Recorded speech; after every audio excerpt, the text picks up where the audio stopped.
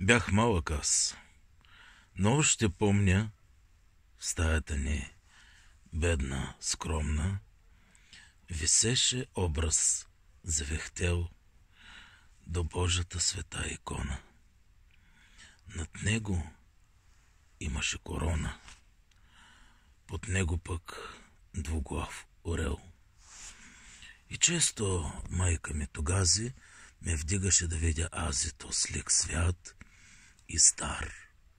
И нежно думаше ми: чадо, целуни този хубав дядо, целуни българския цар. И от тогаз го аз обикнах. Кога на възраст попрестигнах, от своята ико аз узнах, че руски цар родей се снази, че турците той гони, мрази, че той ще ни спаси от тях. Кога ни псуваше тиранът, московци, викаше ни с гняв.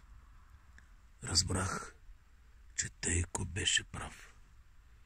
И вярвах, че да ни отбранят, ще хвъркнат бърже къмто нас. Се колчам, плачахме с глас. И тъй отрано с таз идея, с таз вяра хванах да живея. И чакам аз, за мъст готов. И целият народ ме чака, кога в теглото и в мрака да чуем руски силен зов. И чакаме, тъй както роба на мъка си последния час, тъй както Лазар чака в гроба да чуе гласът на своят спас.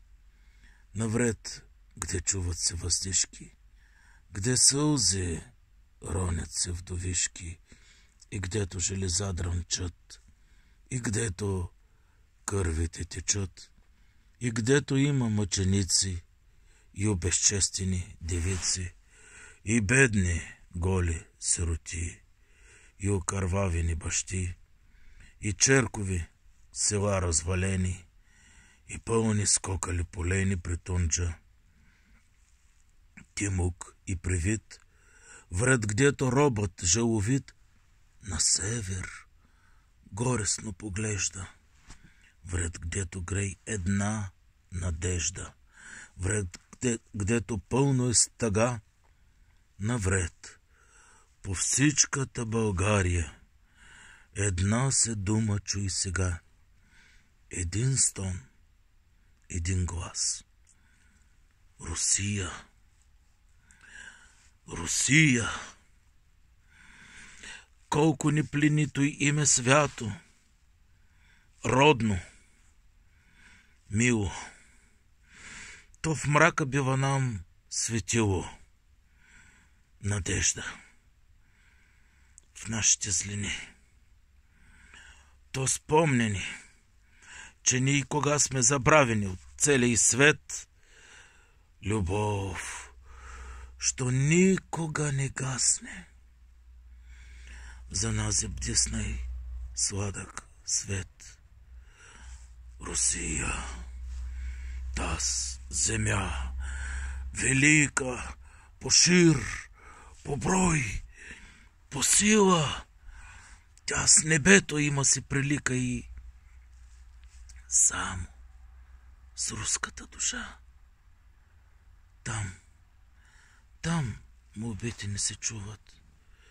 И в днешният тъжовен час сърца все братски се вълнуват 80 милиона с нас. А скоро нам ще се протегне могъща, силна, братска длан и кръв поганска. Ще дотекне и пак ще гръмне стар Балкан. Че царят волята си ясно яви свещената Москва и през уста му едногласно Русия, цяла хортова. Решил съм, каже, да избавя от робство братята си днес. Това дългът ми повелява. Това го иска руска чест. ще гледам с мирен начин ази да стигнат аз свещена цел. Но не сполучали, тогази ще вдигна руският орел. В такъв начин се надея, че всяк от вас ще бъде пръв за таз свещената идея да жертва имот и кръв. И от далечната Камчатка, дори до финските поля, една светкавица за святка, един зачу се вик: ура! О, здравствуй ти, Русио мощна, светът трепна от твоят глас. Скокни, царице полунощна, зовем те ни. Ела при нас, България сега ти вика.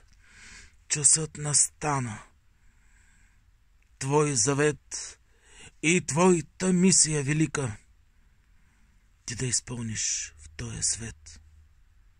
Зато и си ти, прочута славна, зато и нямаш с тебе равна, зато и обхващаш полусвет, царства, народи, океани, зато и те Бог до днес отбрани от толкова беди душмани. Зато и можа да победиш Мамая хан и Бонапарта, зато и врага си ти страшиш, кога те гледа и на карта, зато и зовеш се ти света, зато и те любим като баща и чакаме като Месия, зато и си ти Русия.